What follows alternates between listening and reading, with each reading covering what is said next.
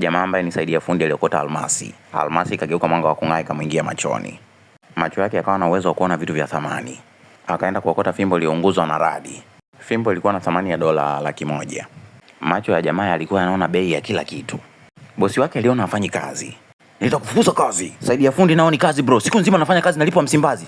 Kaa na kikazi chako. Kabla hajaondoka aligundua kama matofali ya hapa ni matofali ambayo hayana ubora. Mtu kutoka serikalini alikuja kukagua ubora wa vitu mbalimbali. Bora mmekuja, matofali hapa hayana ubora kabisa. Ona kama hili, ngoja nijipigie uone. Paa likavunjika. Mkaguzi kutoka serikalini alimind kichizi. Unataka kuua watu kwa haya matofali? Yule bosi akakamatwa akapelekwa kituoni. Jamaa aliokota zake fimbo iliyopigwa na radi akawa anapanga kwenda kuiuza. Njiani alimskani binti akagundua kwamba vitu vyake vyote vina thamani ya dola 300.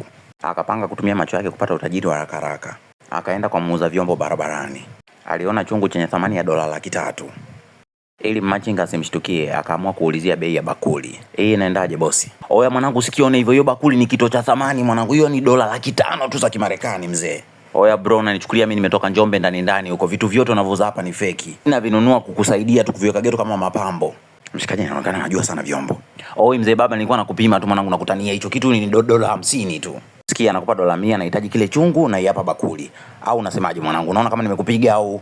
Mwanetu akapewa bakuli na chungu kwa dola 100 tu. Alienda na kile chungu hadi kwenye duka wanaonunua vitu vya zamani vyenye thamani kubwa sana. Mhasibu alimwambia aondoke kutokana na mavazi aliyokuwa amevaa. Bahati nzuri mmiliki wa duka alitambua thamani halisi ya vile vitu. Fimbo iliibiwa makumbusho ya taifa, utatueleza vizuri umeipata wapi? Je, mwanetu atafanikiwa kuiuza hii fimbo au ataozea jela?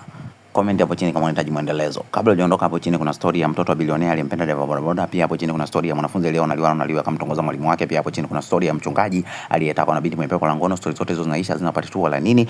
Naomba like, subscribe, share, comment. Usipotaka usicomment, usishare, usilike, usubscribe. Simu ni yako, bando la kwako, sikupangi cha kufanya.